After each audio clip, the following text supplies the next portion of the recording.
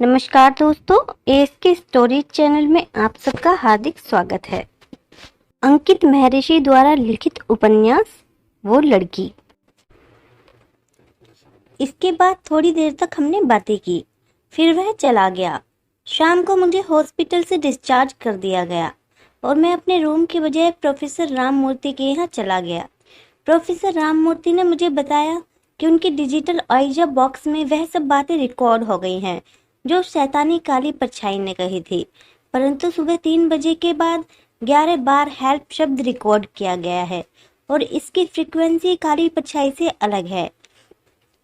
यानी कि काली परछाई उस लड़की की आत्मा को परेशान कर रही है।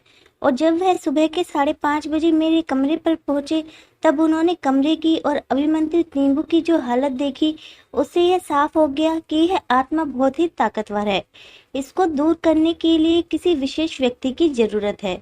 और मेरी खुशकिस्मती थी कि उन्हीं दिनों शहर के पड़ोस में ही एक गांव में गौमाता यज्ञ का आयोजन किया गया था, जिसमें कामाख्या के पास रहने वाले कोई सिद्ध महंत अपनी उपस्थिति दे रहे थे। प्रोफेसर राममूर्ति महंत जी को जानते थे। प्रोफेसर राममूर्ति के कमरे से बिना देर किए हम लोग रात को वहीं रवाना हो गए। मैं, हरि और प्रोफेसर राममूर्ति रात के लगभग 10 बजे हवन पर पहुंचे। वहां पर हमें लेने के लिए जाना पहचाना सा कोई लड़का आया। एक्सक्यूज मी, मैंने शायद आपको कहीं देखा है।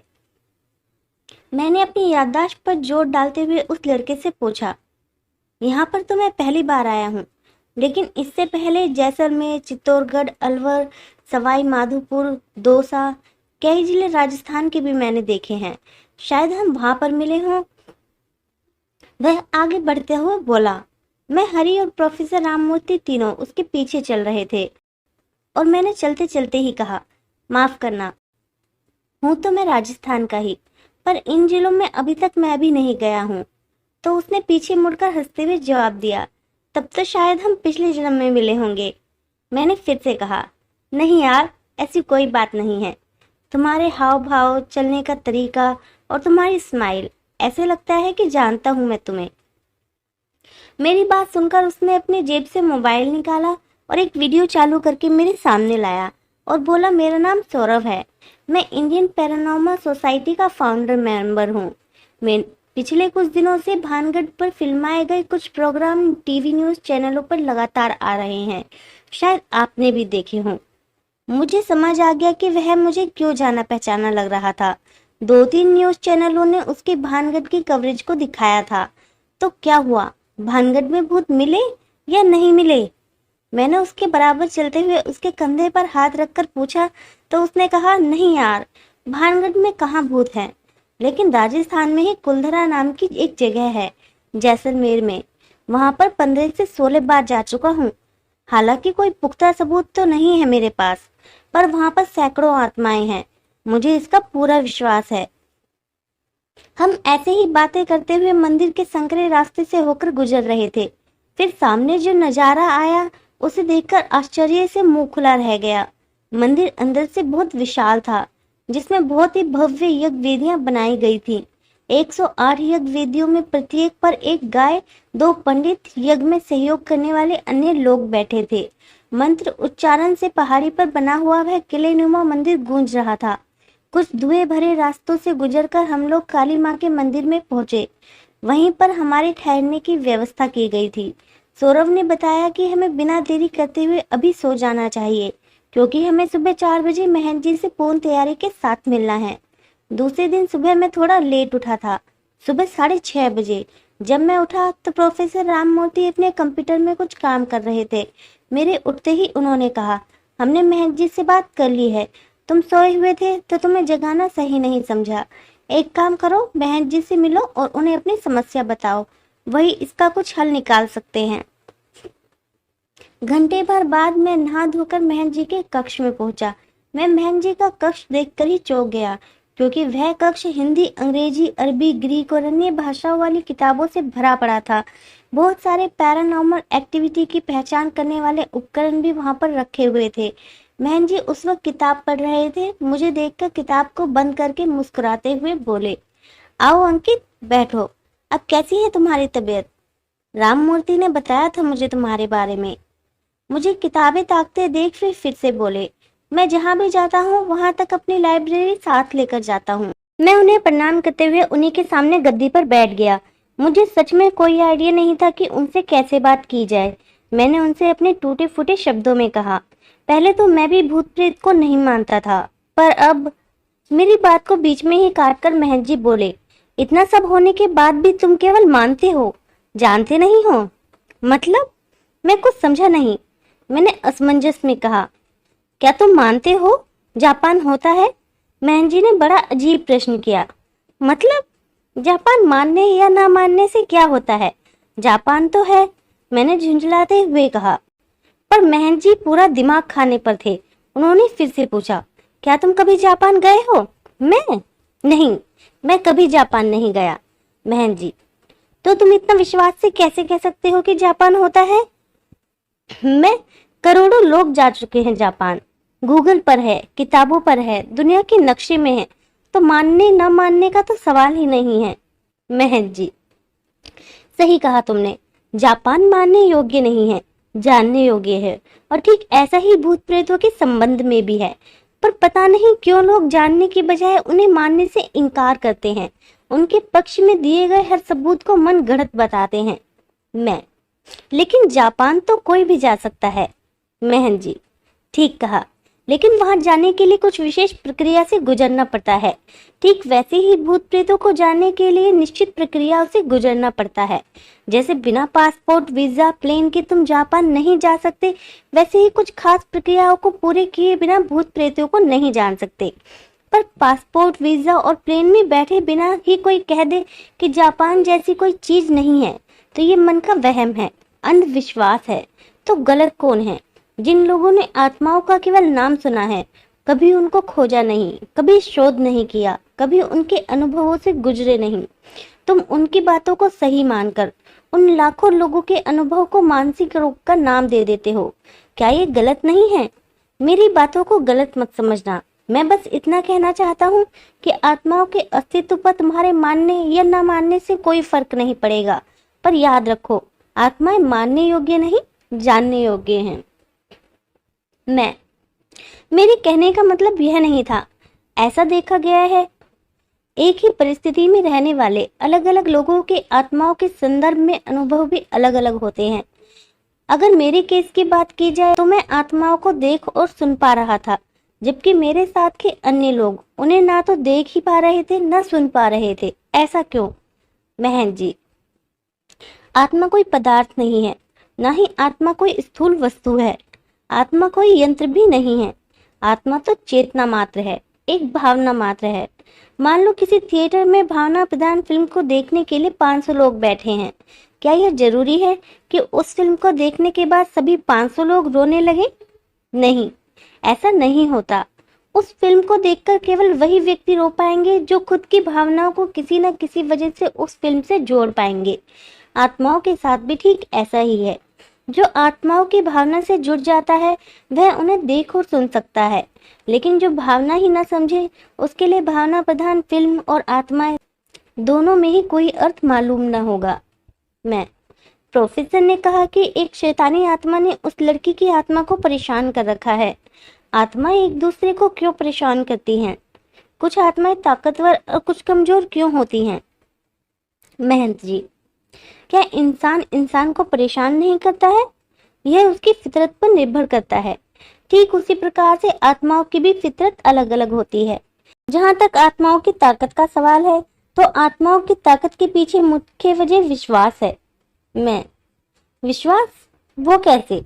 महंत जी, एक पुरानी कहानी है। एक कक्षा में एक लंगड़ा बच्चा पढ़ता था। कक्षा के सभी बच्चे, यहाँ तक कि शिक्षक भी उसका मजाक बनाते थे। कोई उस पर विश्वास नहीं करता था। नतीजा यह निकला कि वह बच्चा फेल हो गया। पर अगले साल एक ऐसा शिक्षक आया जिसने उस बच्चे में विश्वास जगाया।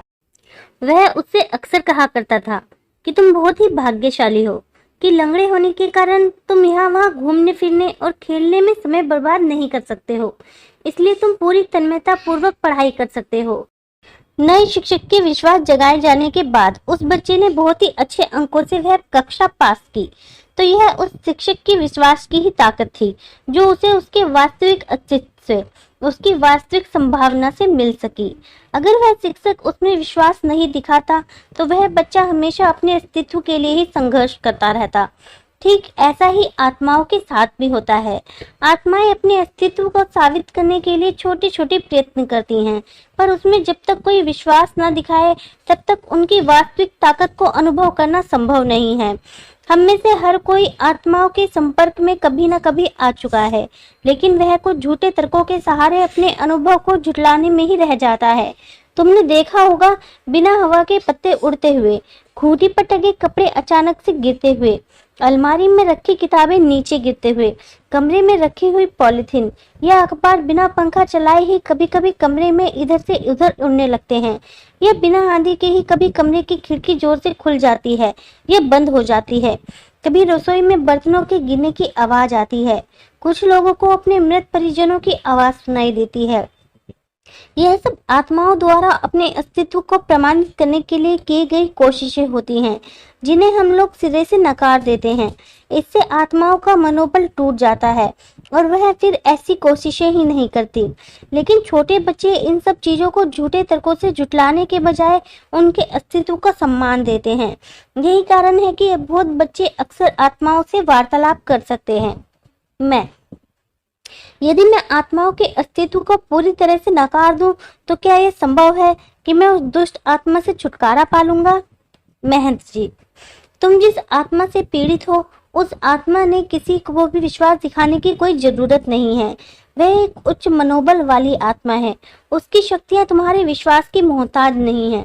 हाँ, अगर कोई कमजोर आत्मा हो तो तुम्हारे द्वारा विश्वास नहीं दिखाने पर उससे छुटकारा पाया जा सकता है। शायद यही कारण है कि नास्तिकों को आत्माओं के अनुभव नहीं होते हैं। महंत जी, हाँ बिल्कुल। ये आत्माएं होती क्यों हैं? क्यों भटकती हैं? क्यों कोई आत्मा अच्छी होती है और बुरी होती है? इन सब का पता कैसे चलता है? महंत जी, इस नश्वर शरीर में चेतना का मुख्य कारण ही आत्मा है। आत्मा एक निश्चित अवधि के लिए किसी के शरीर को धारण करती है और वह अवधि समाप्त हो जाने पर आत्मा उस शरीर को छोड़ देती है। आत्माओं का अच्छा होना या बुरा होना या फिर उनका भटकना उन्हीं के कर्मों पर निर्भर करता है जो वह इस शरीर के साथ करती है। आत्मा, भूत, प्रेत, पुनर्जन्म, शैतान, यह खुद में बीत रहा है। तब लगता है कि इनका अस्तित्व है। जानता तो मैं इनको अब भी नहीं हूँ और शायद किसी ने बताया भी नहीं इनके बारे में। वैसे यह सब क्यों और कैसे होता है? महंत जी, अंकित, ध्यान से देखो। अपने चारों तरफ देखोगी तो पाओगे यह संपूर्ण जगत ही अनवरत रूप से संभोग में लीन है। संभोग से गर्भ की उत्पत्ति होती है और गर्भ को आत्मा की जरूरत होती है। मृत्यु के बाद आत्मा स्वयं का शरीर से अलग होने के बाद अत्यंत ही हल्का अनुभव करती है। जिस प्रकार से पतंगा अग्नि की तरफ यात्रा करता है, ठीक उसी प्रकार से आत्मा भी एक अलग ही जुनून के साथ अनंत की यात्रा की तरफ निकल जाती है और गर्भलोक पहुंचती है, जहां पर अनेकों गर्भ होते हैं, जहां से उनके पुनर्जन्म की यात्रा शुरू होती है। पर कई बार इंसान की भावनाएं आत्मा की प्यास पर भारी पड़ जाती हैं और वह अनंत की तरफ यात्रा करने के बजाय संसार में ही भटकने लगता है और पुनर्जन्म को प्राप्त नहीं होता। आत्माओं के भटकने के पीछे कई कारण होते हैं। कुछ आत्माएं परिवार के मोह को त्याग नहीं पाती हैं और पुनः उसी परिवार में रहना चाहती हैं। ऐसी आत्माएं पितर बनकर उसी घर में पहले की तरह रहने लगती हैं। कुछ आत्माएं संगनी बनकर अपने प्रिय के साथ हमेशा रहती हैं। जो आत्माएं प्रेम, मोह, फिर इंसाफ के इंतजार में संसार में भटकती हैं, उन्हें पवित्र आत्मा अर्थात प्योर सोल समझा जाता है। जबकि वे आत्माएं जो प्रतिशोध, भोग, विलास या किसी प्रकार की सनक के चलते संसार में भटकती हैं, वह आत्माएं शैतानी आत्माएं कहलाती हैं। पवित्र आत्माएं आमतौर पर किसी को नुकसान नहीं पहुंचाती हैं। कुछ आत्माएं अपनी मृत्यु को स्वीकार नहीं कर पाती हैं। कुछ आत्माओं को हर रोज अपनी मृत्यु को पुनः जीना पड़ता है जब तक वह अपनी मृत्यु को स्वीकार न कर ले।